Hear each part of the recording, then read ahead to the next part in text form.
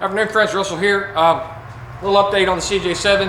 I talked about it previously that we were going to remove the 4-liter engine out to put it into my XJ and then make room for the 4.2 or 4.6 stroker that we're going to install. As you can see here, we've already removed the radiator support, and I've already done some of the work to get this thing out.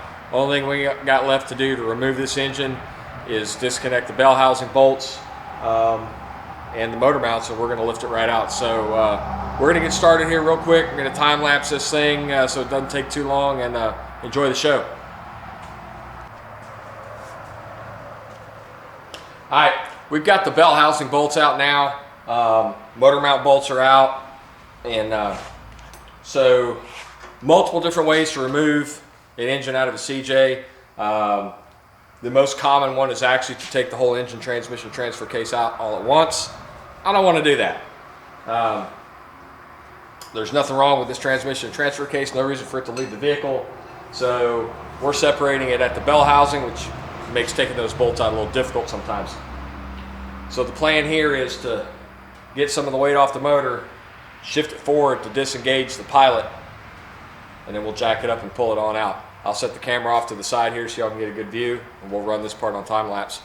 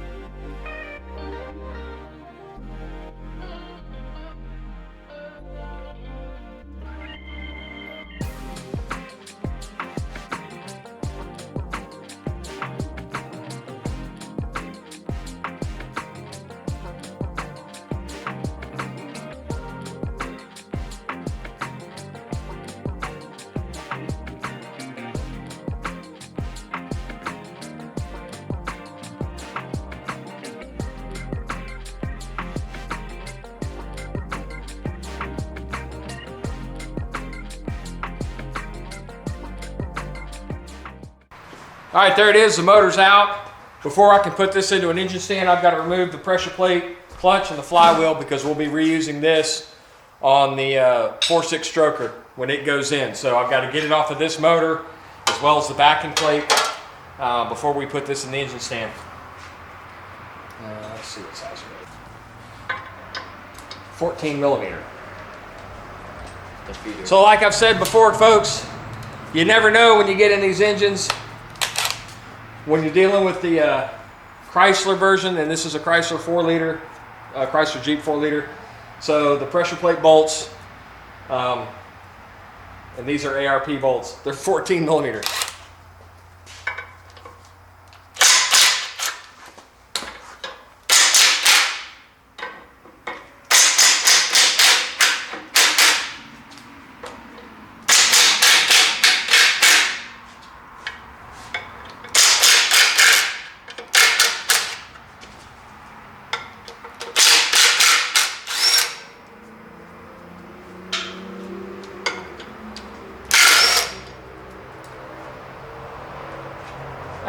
As I pull this apart, I want your hands down here because that clutch disc is going to come out. Which part? Down here.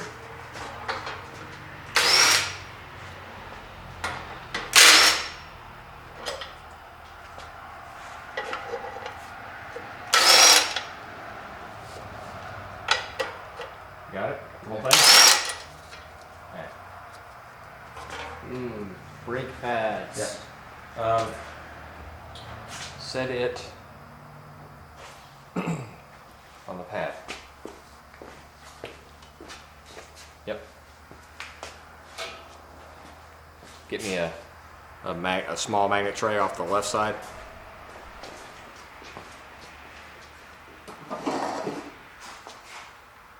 Got anything in it? Bunch of garbage. Yeah. 3 of the same bolt.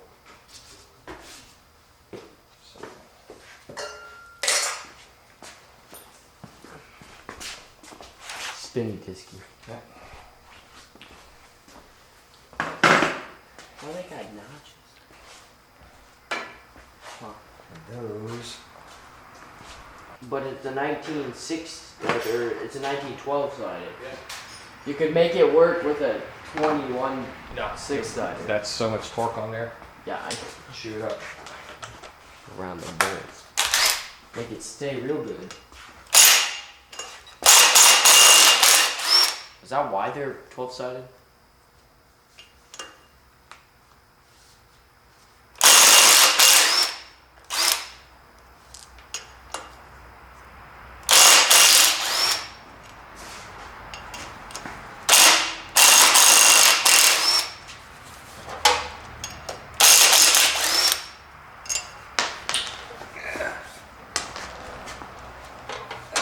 So this whole disc is going to come off, right? Yeah. But I'm gonna grab it. Once I get this loose.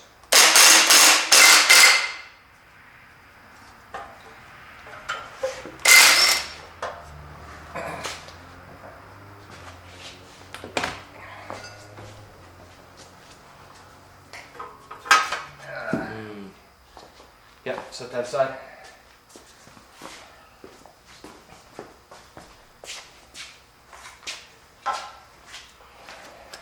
Perfect slot. Yep.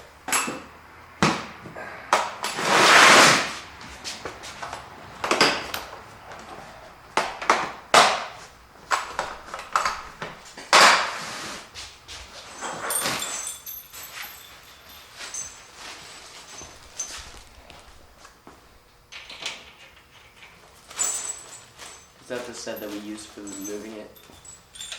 Yeah. And we get the tan one over here. Yep. All right, so the next thing we gotta do is set it up in the engine stand. I always love watching people fight with getting a motor to line up to the engine stand. Man, just lift the engine stand up to the motor and then set it down.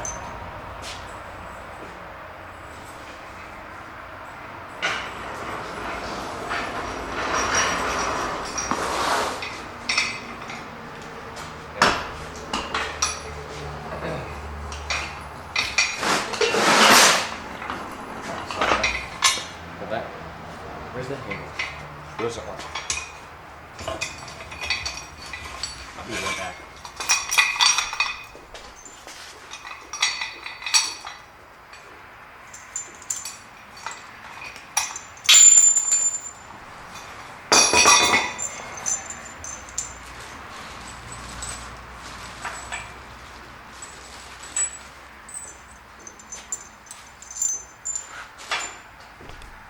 Handle. From? The press. Ah, that works. All right. I was gonna just grab that one, but we're gonna probably need it. What? Yeah, at some point. Have that washer.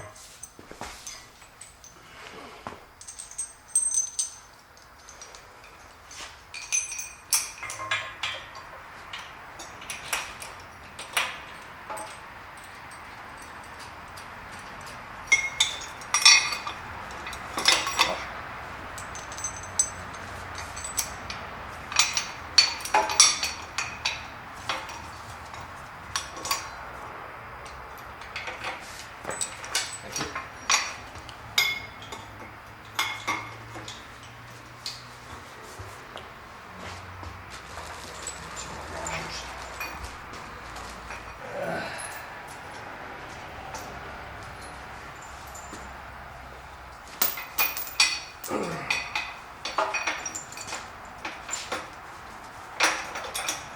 you do? Well, you did it. I mean,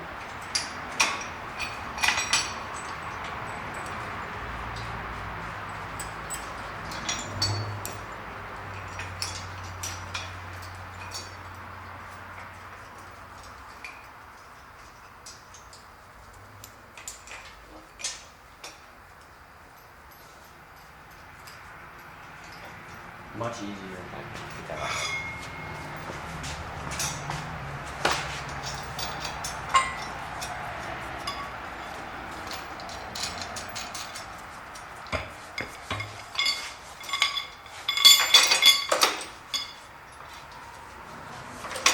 A little bit loosey goose. Yeah.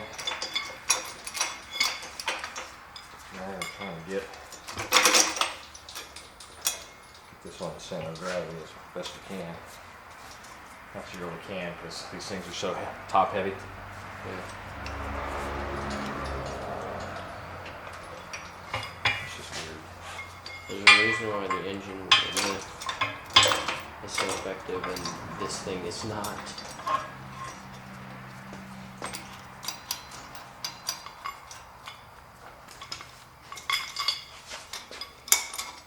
Man just has a whole wrench in his pocket.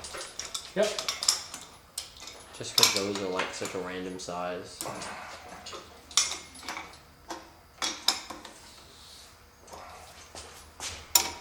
Yeah, because it doesn't seem like we use a lot of those adjustable wrenches.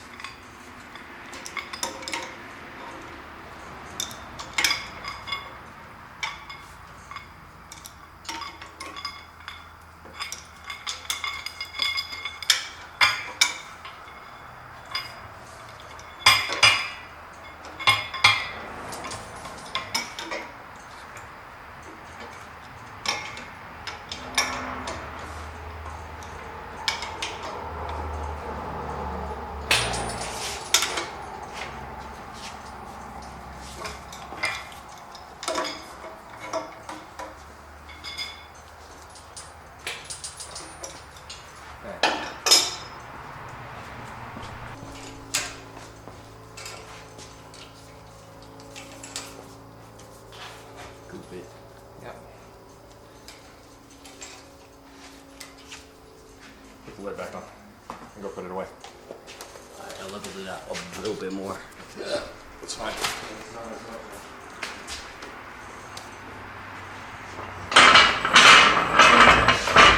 Now, like I said, once I've got the plate mounted up,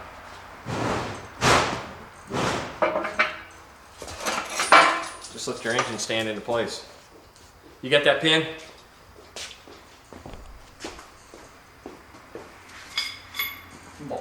Bolt. That is the dumbest thing. Yeah, alright. Where the pliers at? Where the pliers at? Okay. Just hold it steady. And not on the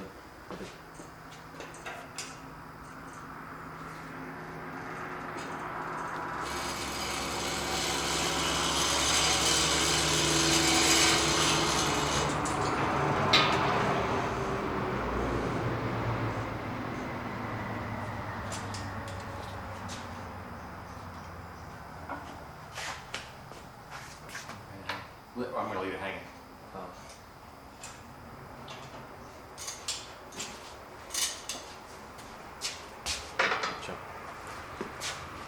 All right, that's all there is to it. Getting the motor out, got it on the engine stand.